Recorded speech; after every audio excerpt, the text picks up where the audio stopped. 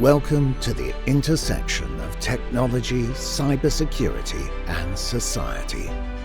Welcome to ITSP Magazine.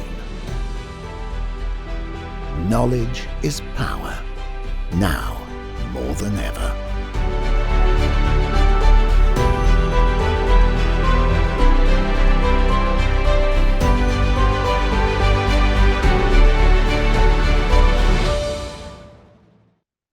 Hello, I'm Deb Radcliff, host of SciBeat. Thanks for joining. In this show, we're talking with Andrew Strutt, who has extensive field experience supporting battlefield and electronic warfighting operations and critical infrastructure for US and UK armed services. He's also a hacker at heart, bringing to the table his social engineering, phone phreaking, and other dark skills. He's been involved in the DevCon Hacker Conference since its inception as an organizer and a speaker, among many other things he's done for that conference. He is also co-founder of telefreak.org and administrator of the 2600 IRC and Facebook page. In this podcast, we'll learn about Andrew's experiences, especially how his hacking and social engineering skills support his defense work and vice versa. Hi, Andrew. Hey, it's really good to be here, Deb, and I'm happy to support you and everything that you do. I'm a big fan of your work, and there's very few reporters that some of us can trust to talk to, and you're one of them that I feel welcome and trustworthy to talk to and spend the time here. So great to be here. Thank you. Thanks. Off the record means off the record. You know what I mean? But yeah. I have made one hacker mad. The guy who invented Metasploit. Apparently I misquoted him when I was a newbie reporter, and he has never forgiven me for it. So I've done my best, but not perfect. Yeah. Okay, so into our questions. My first question, and I'm sure everyone else's, is what is it like to actually be a hacker working for military and defense operations? Well, it can be very complex in some ways, but otherwise it's pretty simple in the sense that we're there to do a job. We're cybersecurity practitioners in all sorts of variations. Some are more involved on the offensive side, and some are more involved on the defensive side. For myself, I found it very challenging when I got into the defense industry. It was difficult for me to get my cybersecurity credentials in the sense of getting my security clearance. I had certifications, I had all the experience in the industry and whatnot, but then working for the DoD with zero criminal history, sometimes it's still a long and drawn out process to be able to get a security clearance. So there's some challenges in that sense. I've always used my skills for good, even the social engineering portions of it. It's for me, it's about networking and building teams and bringing people together from diverse backgrounds to work on very complex and national security problems. So there, a long time ago, there was an article, and it was something like bridging the gap between cybersecurity defense with hackers or something like that. And so that was my first exposure to that. And DoD was not happy about me being able to talk about that. And I didn't talk about anything sensitive. All I said is I worked with DARPA and I worked with satellite imagery, geointelligence, human intelligence, all these different stuff. And they said, oh no, you can't say that. I was like, well, actually everyone puts this on their LinkedIn. Everyone talks about what their job is. I'm not saying anything operationally specific and so on. So it's certainly doable. It does have some challenges. It does have some things that people need to be aware of. There are some gotchas, but we can have a big impact on national security, a big impact for our country's safety and our partners' safety, our allies' safety. So you brought some hackers into your work with you then? You're not the only hacker that's done support for the DoD and other agencies like that? No, that's one thing. Yes, absolutely. One thing that I did is I kind of dispelled some of the myths amongst some of my circles about what it's like working for DoD, working for DARPA, what it takes to get a security clearance. Some people thought, oh, well, I had this problem 15 years ago. I'll never get a security clearance, etc. But there are ways to get through the process, even if you've had a less than perfect Boy Scout or Girl Scout history, background. Uh-huh. So I tried to recruit and bring people in to build teams that worked with us. Absolutely. I would also find the ones that were secretly hackers already in the organization and fleshing them out and be like, hey, I've seen you at a conference. I've seen you at the makerspace. I've seen, and then draw Uh-huh. them in saying, hey, no, you have some valuable skills. Don't be afraid to let other people know about those because we can leverage those. So for me, it's about building the teams and dispelling some of the myths or some of the problems that people have getting into that industry because it's certainly worth it. There's a lot of valuable projects, a lot of cool things to work on out there. So I have that in my third book of my hacker trilogy, which is the one that you guys are looking to the left of my head. And they needed help with a major, ransomware problem. And Cy, the lead character, brings in a bunch of hackers to help break the crypto. So, and I said, this isn't a new thing. NSA has been doing this forever. And, because I know you guys. If I didn't know you guys, I wouldn't know what to put there. But yeah.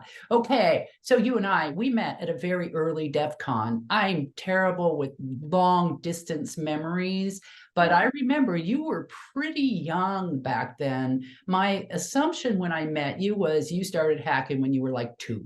And I'm wondering if you could actually, you were, even back then, you were super smart and secretive. I couldn't talk to you about your real career. I could only talk to you about your hacking stuff back then.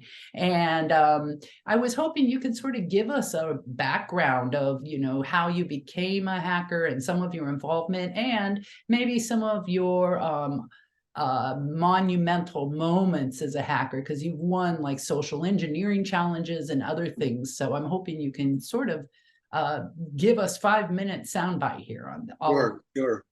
Well, I appreciate that. Thank you. It's a long, complex history, and I'm the same way. Sometimes those distant memories are hard to connect. I do remember us meeting very early at DEF CONs. I think my first DEF CON was DEF CON 10. I want to say, so it's been a long time, but going back really far as a kid, I never thought of myself as a hacker or whatnot. I was interested in electronics. I was interested in radios and computers. My first computer was a Commodore VIC-20 with the audio cassette tape drive. I was very early into bulletin board systems. And that's kind of like my introduction to the underground or the underground world of the internet, or before the internet, was bulletin board systems. Admittedly, I did my fair share of stealing long distance so I could get to other bulletin board systems around the world, and so I could get the software and the data that I wanted and so on. But as a kid, I remember as an early teenager, I want to say maybe 13 or 14, right before I learned how to drive, that's how I can remember the era, I was reading 26 magazine, and I never thought of myself as a hacker.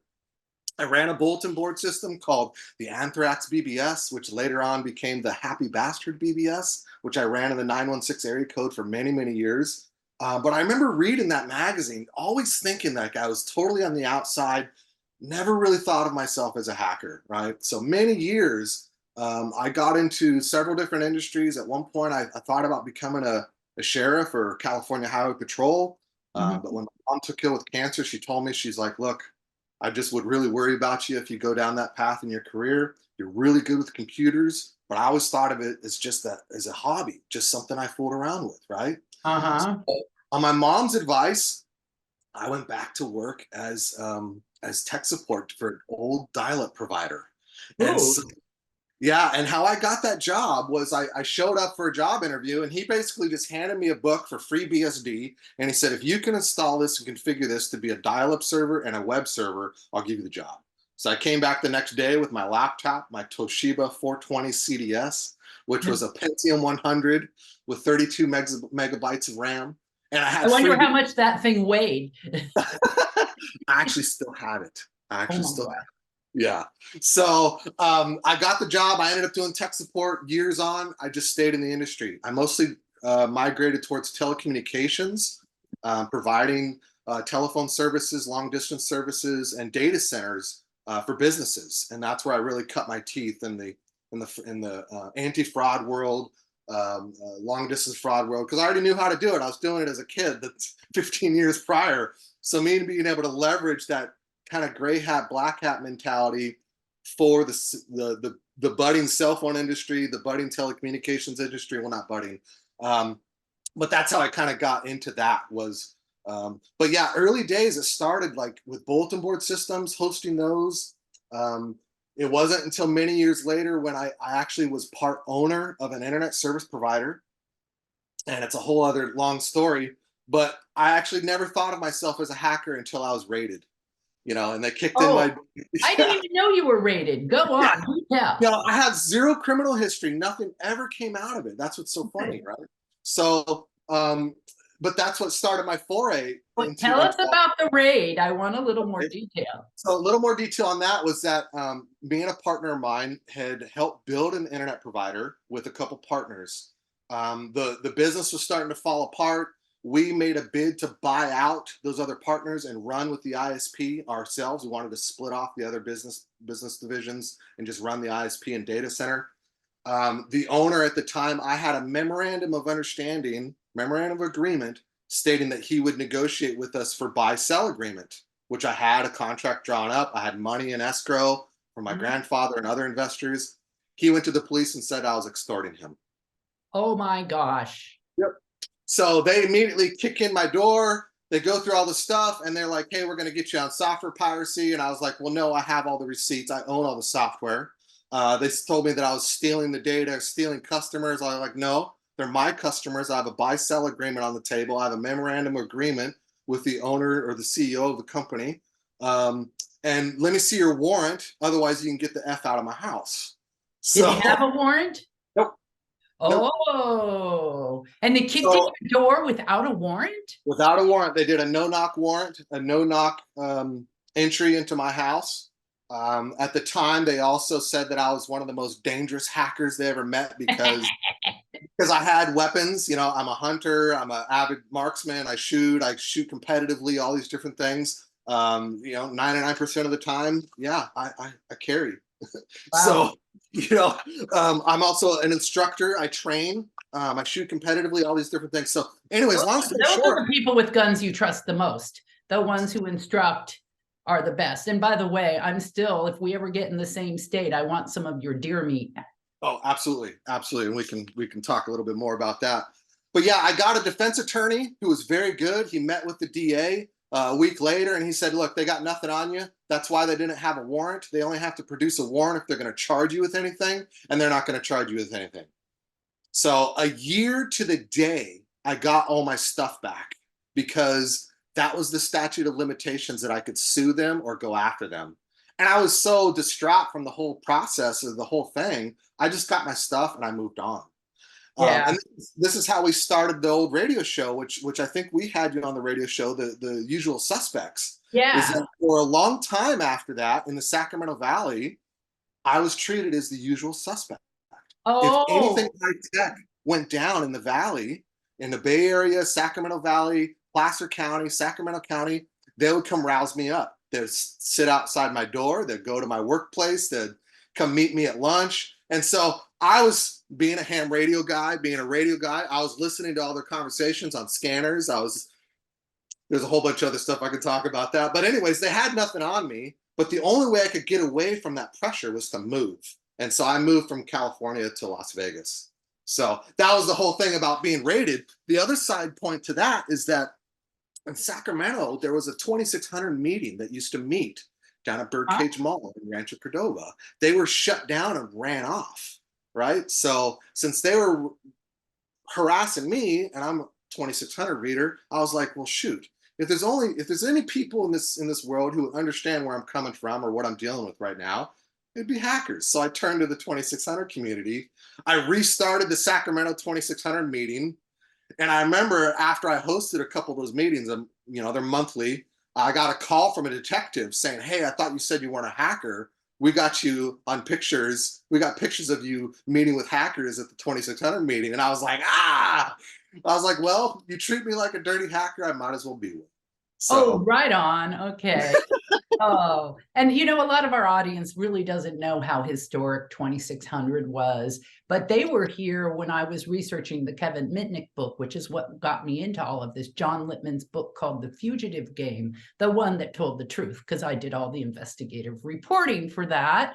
Um, yeah, I mean, that group goes so far back, and it's a significant group. I looked at the Facebook page that you administer, it's got 63,000 members. Right. That's huge. So, okay. So I know a lot of this is secret, and we're going to sort of switch from, your hacker experience to your experience working for defense agencies as a contractor. And I'm wondering if you can share some of your aha moments, some of your coolest gigs. Just give us a little taste for some of the excitement and flair that you had to that you were dealing with while you were and you still are doing some of this kind of work. So give us a quick background or bring us into your experience. Okay. Well, I came to working in defense through someone I met through 2600. They gave me an invite. Okay. Basically gave me an introduction. I knew them from hacker circles. They mentored me quite a bit. And they gave me introduction to an employer who was an Army defense contractor doing medical imaging and satellite communications for Army for telemedicine and that sort of stuff. So that's how I first got in there. From there, another introduction from a 2600 friend got me into DARPA.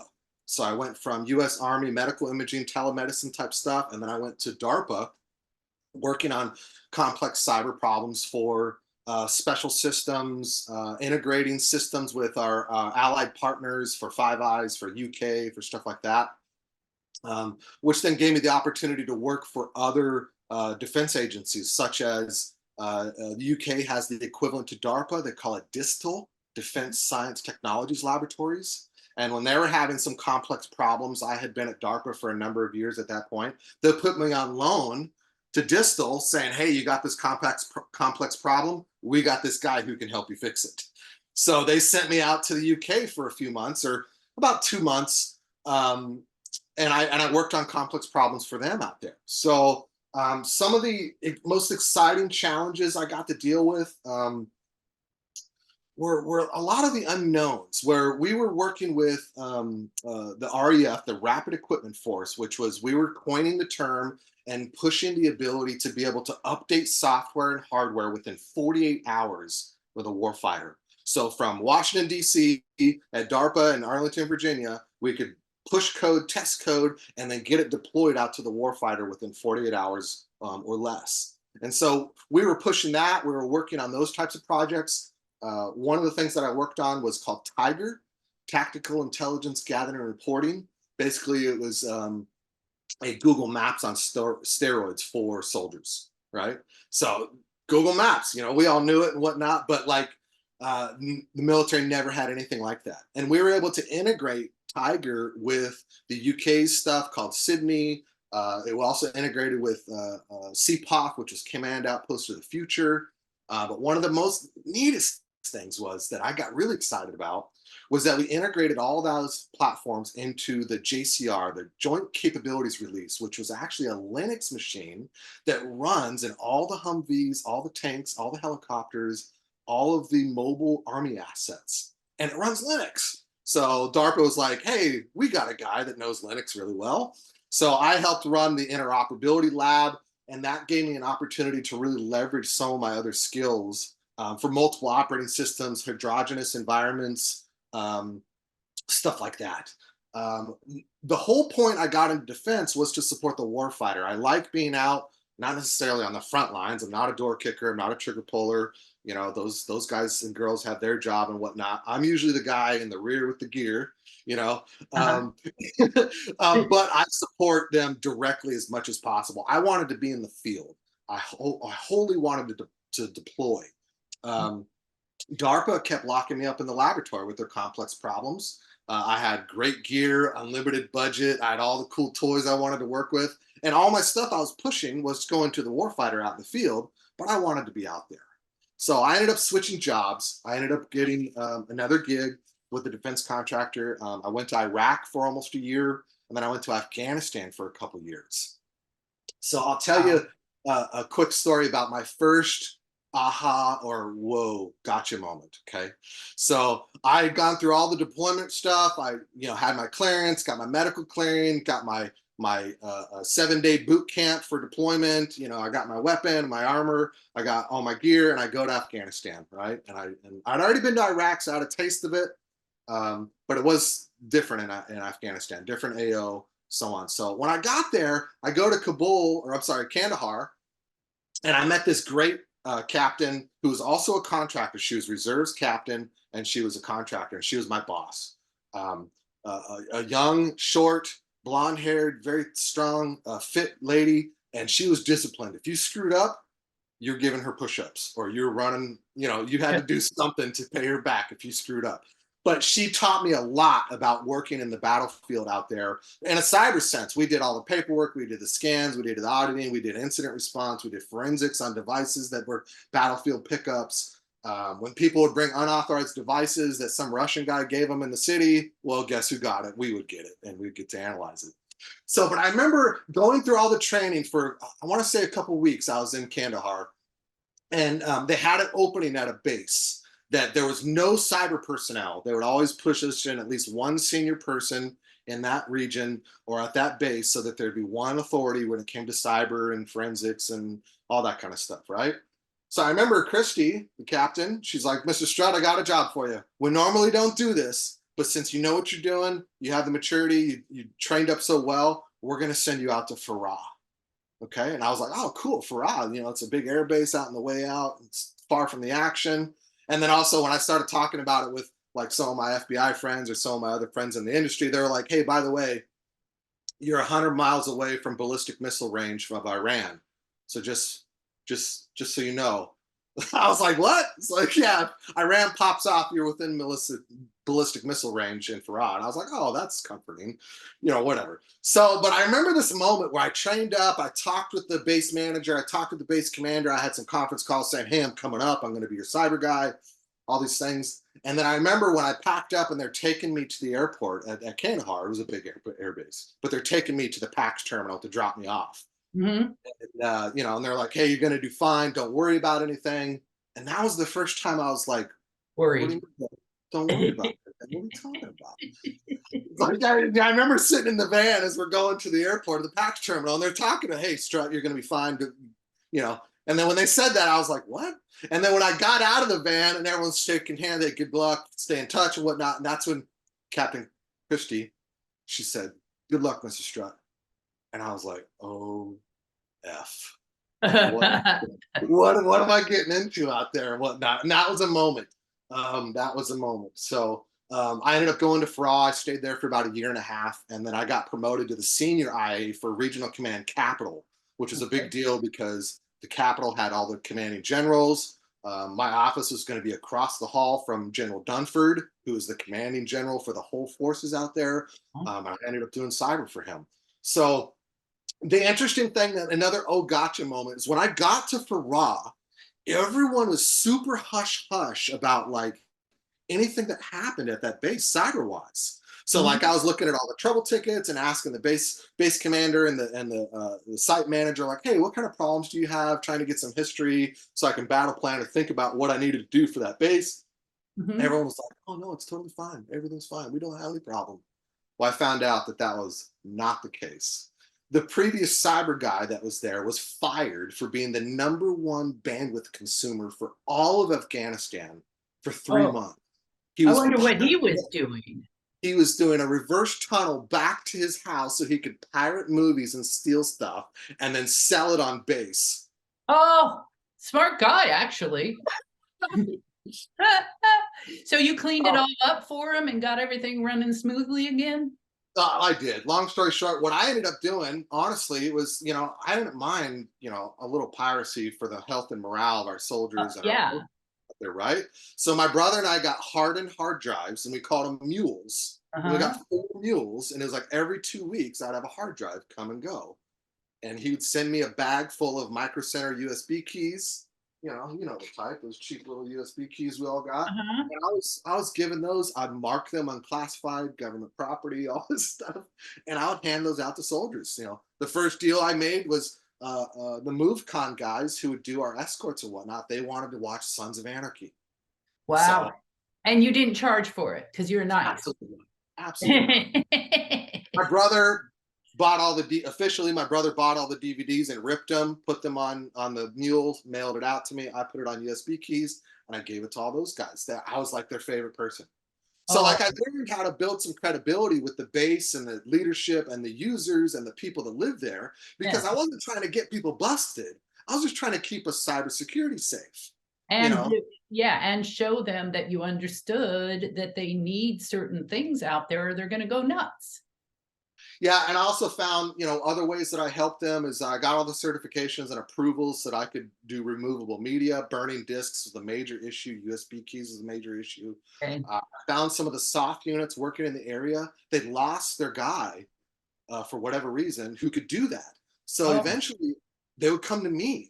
They'd be like, hey, Mr. Strutt, you're the guy. Can you burn all these disks for us? Can you do the analysis? Can you, I remember them bringing me a box of cell phones and the equipment to analyze all the cell phones. And they're like, hey, our guy left. We don't know how to do this. Can you do this? We got to track down the guy that we know he's on these phones. We got to put this together. So working with contacts that I had at NSA, I got the how-to document of how to run the gear. And I did all the forensics on a couple hundred phones. And wow. I helped the guys track down the guy they were trying to track down.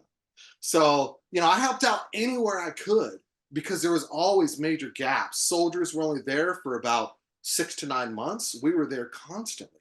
So we were continuity to help the warfighter in between those gaps. I didn't care if it wasn't my job. I used to hear that all the time overseas. Not my job. I'm not doing it. I didn't care. I had the clearance. I had the skills.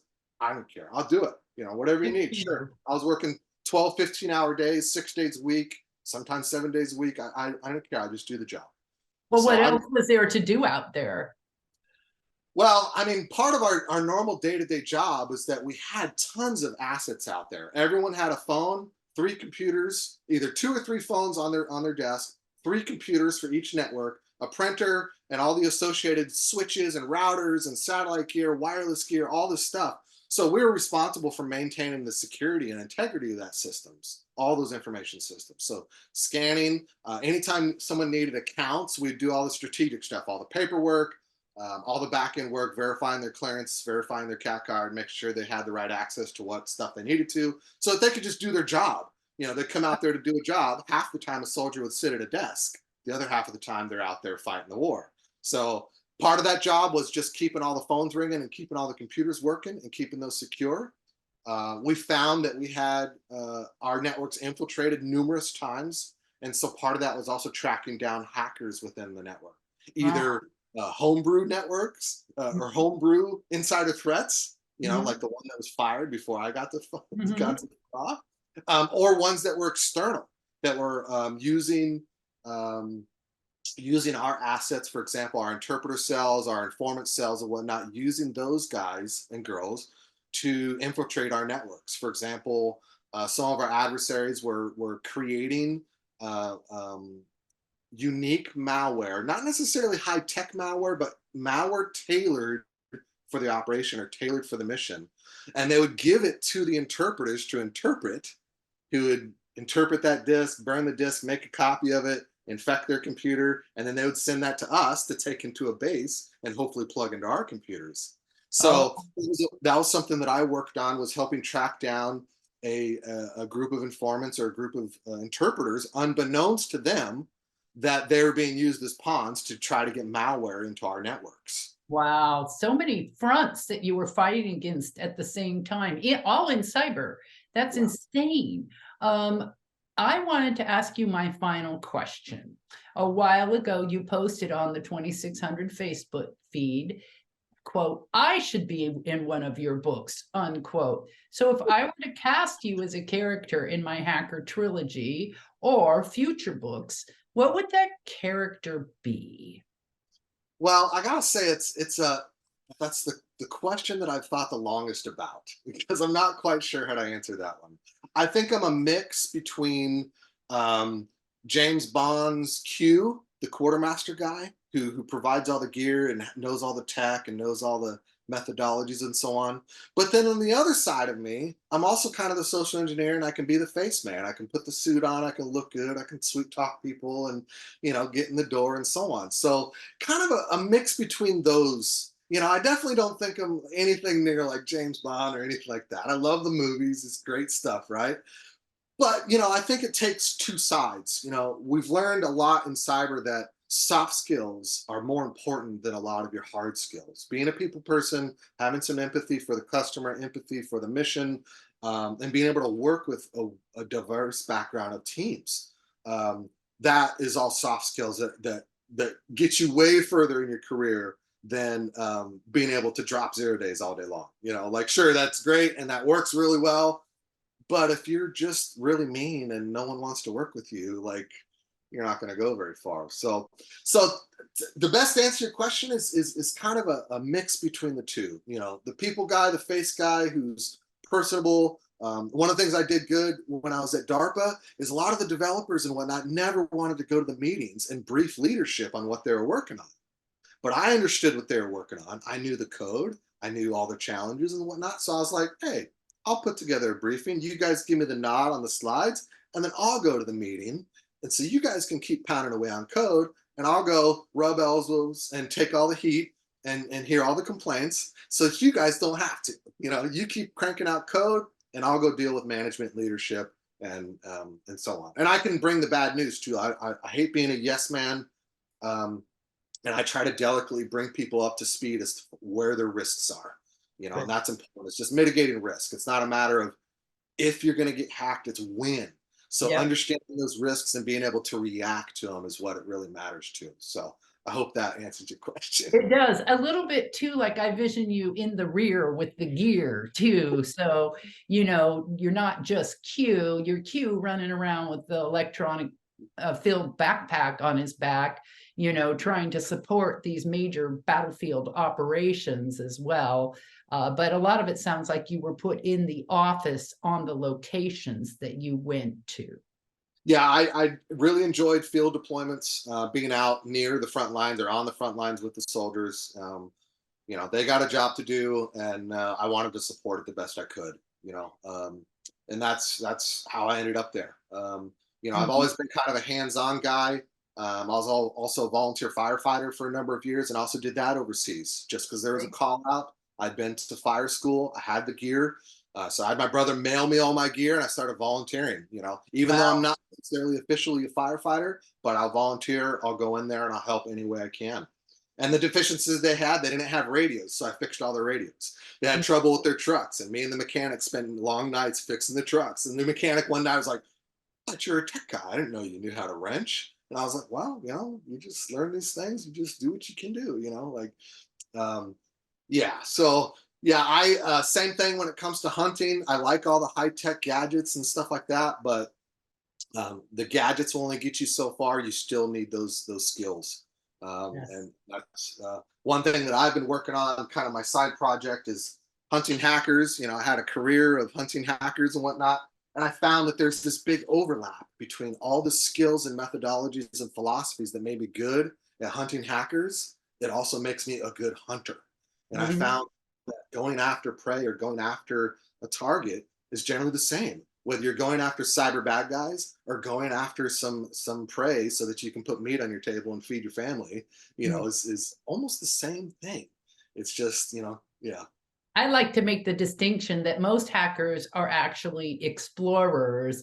It's hunting cyber criminals that you're really doing now, because you have fellow hackers that are gray hats and maybe even some black hats, but they're not monetizing off of crime. They're exploring. And there is a big difference there, because that's what you've always done. I really want to thank you for your time. It was fun getting to know you after not talking to you for so many years. We've definitely got to stay in better touch. I want to thank you again for being here. Is there any final words you want to say in our last minute we have left here? I just want to say thank you for having me. One of my early projects that I got involved in was the 2600 IRC network. It's very old school. I like the old protocols. IRC was the second protocol invented for the internet. I believe it was SMTP and then IRC, or was it was Telnet, SMTP, and then IRC. So I host the IRC network for many years now. That's how I got involved, and then created the Facebook group to promote that. So please join us on IRC at irc.2600.net. And that's it. Buy a magazine, buy Breaking Backbones, buy a book for Deb. Absolutely, big supporter, and I'm happy to support all your work. And I really appreciate the time to have me on here. Thank you. Thank you so much. I really appreciate having you here too. We hope you enjoyed this conversation. If you learned something new and this story made you think, then share ITSP Magazine with your friends, family, and colleagues. If you represent a company and wish to associate your brand with our conversations, sponsor one or more of our columns. We hope you will come back for more stories and follow us on our journey. You can always find us at the intersection of technology, cybersecurity, and society.